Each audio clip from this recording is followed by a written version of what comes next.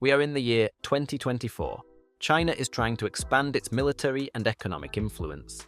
North Korea is testing long-range missiles, and tensions over Taiwan continue to rise.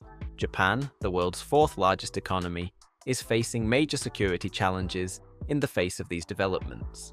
The land of the rising sun has been known for decades for its pacifism and anti-militarism, as Japan drew up a constitution after the Second World War that forever rejected war as a means of politics. In October of this year, the newly elected Prime Minister Shigeru Ishiba sparked global attention by proposing the creation of an Asian NATO. But which countries would be involved? How do China and North Korea feel about this idea? And what are the chances of success? We answer all these fascinating questions in this video. In order to categorize Japan's statement, we first have to go back to the time shortly after the end of the Second World War. The destruction caused by the bombing raids, the millions of dead and homeless, and the collapsed economy and infrastructure meant that Japan had to quickly find a solution for the future. Under the leadership of the USA as the occupying power, a new constitution was drafted and came into force in 1947. This disempowered the emperor and turned Japan into a parliamentary democracy. One of the central components was Article 9, also known as the Peace Clause. This prohibited the country from maintaining an army in the traditional sense. Japan was therefore not allowed to maintain land, sea, or air forces, or any other means of war. This was initially a blessing, as the country was able to concentrate entirely on reconstruction after the war. After the Korean War, however, the USA actively supported the establishment of the so-called self-defense forces. This enabled the Japanese to build up armed forces that were officially only for self-defense. As the Cold War intensified, Japan became the USA's most important ally in the Pacific.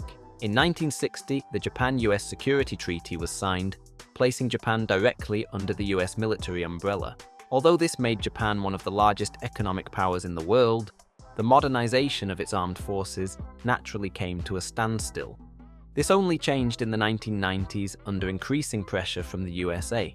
Today, the country has the seventh strongest army in the world, as measured by the Global Firepower Index. This index compares the conventional warfare capabilities of different countries in terms of their ground, naval, and air warfare capabilities. So why does Japan want to establish a NATO 2.0 at all? Firstly, of course, because of China's rapid rise as an economic and military power in recent decades. In the South China Sea, Beijing has strengthened its military presence and equipped islands with modern facilities such as radar stations and missile defense systems.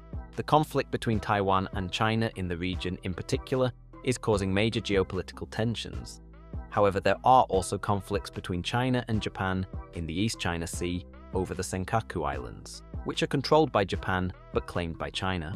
Then there is North Korea, which has a growing nuclear arsenal and regularly carries out missile tests in the area. It is not yet known exactly how this network will function. However, it is a long-term vision that aims to gradually build up security cooperation. This could include multilateral exercises, intelligence cooperation, and crisis coordination. It is also not intended to be directed against any particular country, but to serve as a platform for like-minded states that want to ensure stability and peace in the Indo-Pacific. The Japanese Prime Minister's proposal has met with mixed reactions both in the region and internationally. Countries such as South Korea and Australia are showing a certain openness to greater security cooperation in the region, but would rather rely on existing partnerships such as Quad and AUKUS. India has made it clear that it has no interest in a military alliance, as it has never been allied with another country and pursues a different approach. The ASEAN states are also strictly opposed to the establishment of an Asian NATO. Even the USA, Japan's close ally, has tacitly spoken out against it. How are China and North Korea reacting to this? China is anything but enthusiastic about the idea. According to the Chinese defense minister, it is merely an attempt to stir up China fear and distract attention from its own military buildup. North Korea has remained silent so far.